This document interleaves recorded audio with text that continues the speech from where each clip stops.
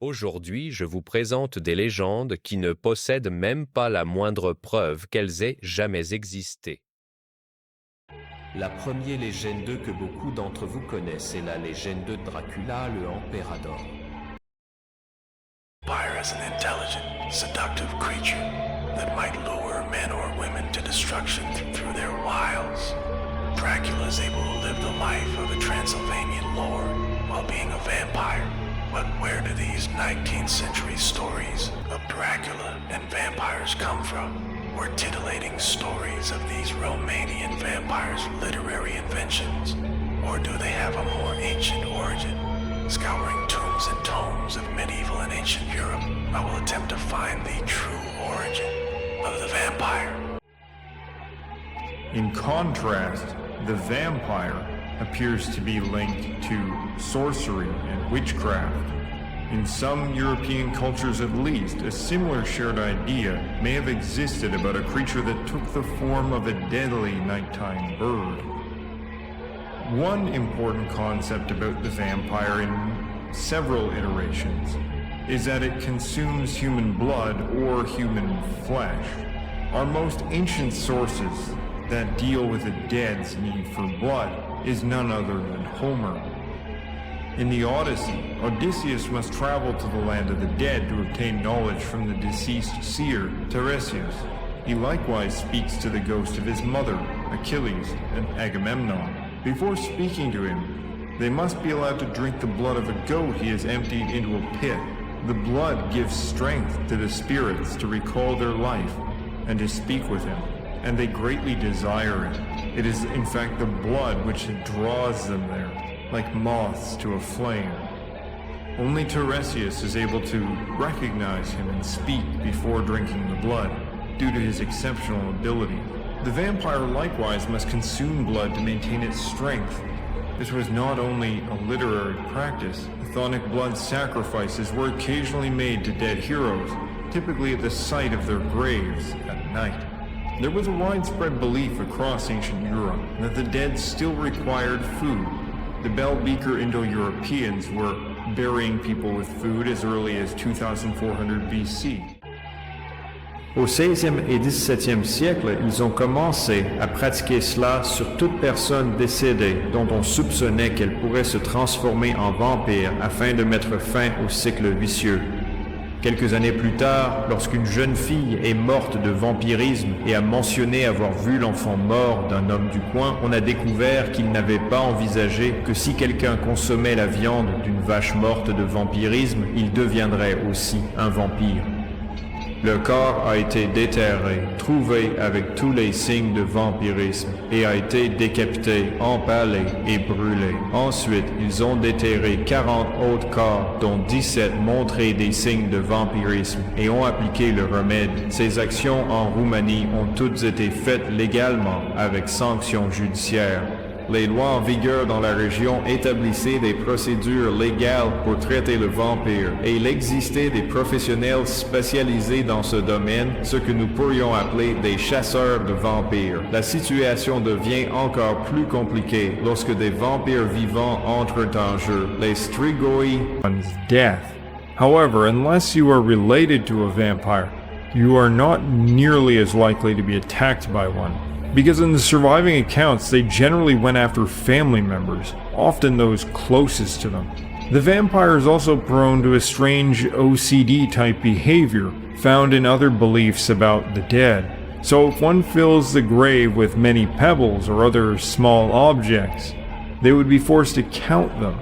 Iron could ward them off as well, as it does with fairies and the Gaelic Sidhe. Garlic, of course, is a staple, and will provide a shield of scented protection, and big stakes to trap the dead beneath the earth are always a good idea. One thing that I do not believe was ever fully worked out, however, is if the vampire truly rose from its grave, the soil would clearly be disturbed. How the vampire gets out and then returns to its grave again is very mysterious. This led to some postulating that they took the form of mist to get into and out of their graves. All of these curious abilities make the vampire something between a ghost and a ghoul. It isn't entirely physical, and yet at the same time it is physical. This point was one avenue of criticism that skeptical church officials and scholars used to try and debunk the obsession with vampires that exploded in the 17th and 18th century. The Catholic Church at the time seems to have largely denied the existence of vampires, calling the belief in them pagan superstition. In my own view, it seems that the idea of the vampire becomes conflated in some cases with the idea of a witch, establishing some unique characteristics but largely being influenced by the Slavic vampire. Romania is nestled among Slavic speakers and was ruled by various Slavic groups from time to time. Vlad the Impaler, often brought into connection with Dracula, is a good example of this, because his name Vladimir is clearly of Slavic origin, as are many other Romanian names. But the Strigoi, although their name originates from Roman Strix, linked to the murderous witch and the ill-omened owl, but this has been combined with the Slavic undead vampire, which was perhaps earlier on much more like the Norse Draugr and other such beings in European myth. And I think at least some of the deaths attributed to vampires appear more likely to have been caused by diseases.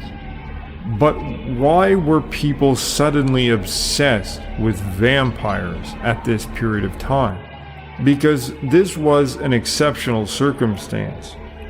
My hypothesis of why there was suddenly in medieval Europe this obsession about vampires had to do with the hungry dead, and that is that the dead were no longer being fed.